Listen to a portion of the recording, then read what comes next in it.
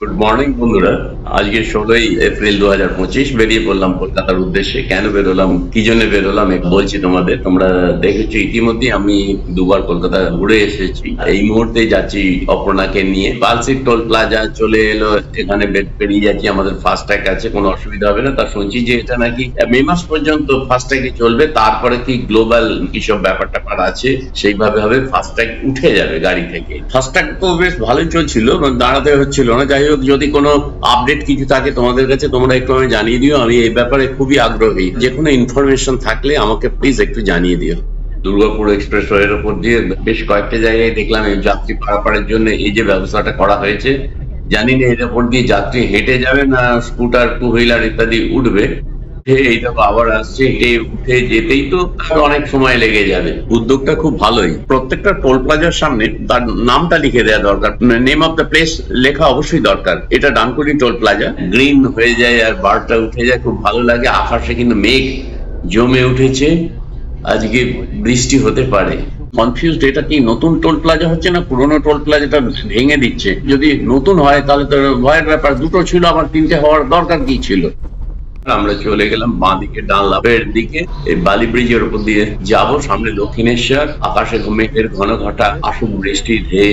বালি ব্রিজ পেরিয়ে গেছি, হতে দক্ষিণেশ্বর আমাদের বাঁ দিকে। স্কাই ওয়াকটা দেখতে পাচ্ছ, এখানে নেতাজি রানী রাসমণির মূর্তিকে বাঁ দিকে রেখে আমরা ডান দিকে বেরিয়ে গেলাম। এবং ডান দিকে এই রেল লাইনের তলা দিয়ে বেরিয়ে আবার এই রেল লাইনকেই ক্রস করব। একটু এগিয়ে সোজা গিয়ে বাঁ দিকে। ইতিমধ্যে বৃষ্টি শুরু হয়ে গেছে, বৃষ্টি আর বৃষ্টি। তা আমরা এখন আছি বরানগরের একটু আগে বলে, জানি না কতক্ষণ চলবে বৃষ্টি। মেট্রো রেলের কাজ যেখানে দেখছি বেশ দ্রুত চলছে। আর আমরা আছি এখন 2.5 নম্বর গেটের কাছে, এয়ারপোর্ট এরিয়ায় আছি। আর বৃষ্টি সমানেই চলছে।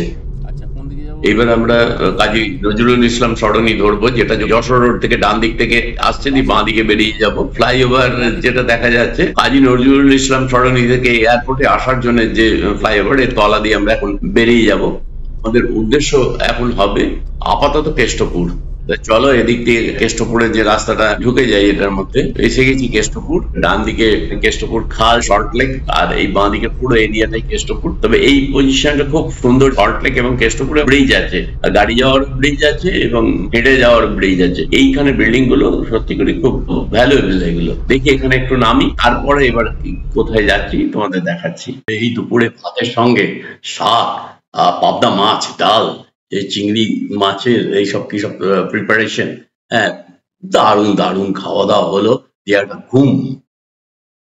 বলতে দ্বিধা নেই, সেই ছোটবেলা থেকেই রাত্রির আকাশে ধীরে ধীরে চলে যাওয়া উড়োজাহাজের ওই আলো আমাকে আকৃষ্ট করতো, আজও করে। আর সল্ট লেকের ওই মায়াবী আলো, সত্যি খুব ভালো লাগছে এই রাত্রিটা।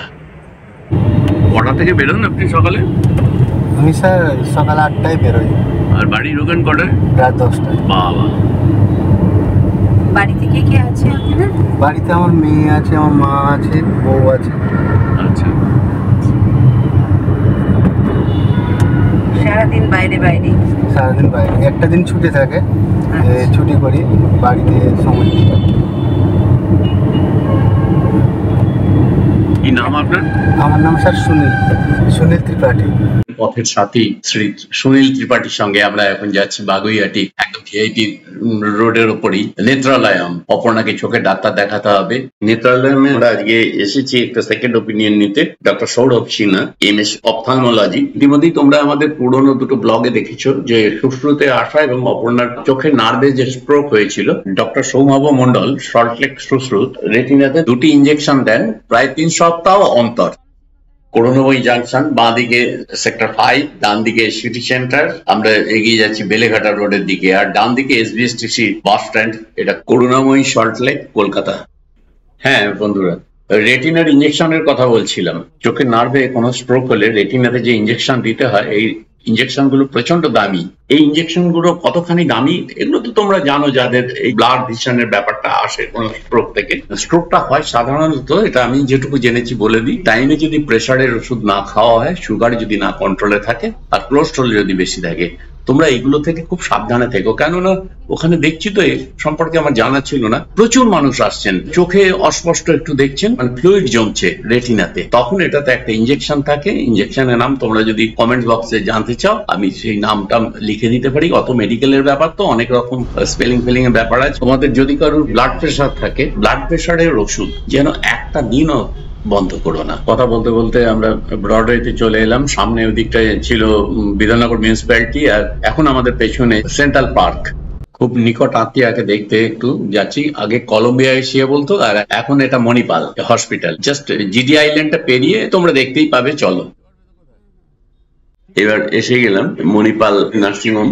এখানে 20 টাকা পার ঘন্টা, নিজেরাই নিজেদের এখানে টাইম লিখে রাখছে, কাগজপত্র কিছুই দিচ্ছে না, এবং 2-4 মিনিট এদিক ওদিক হলেও নেক্সট ঘন্টার এটা ধরে নেওয়ার ওদের একটা চান্স আছে।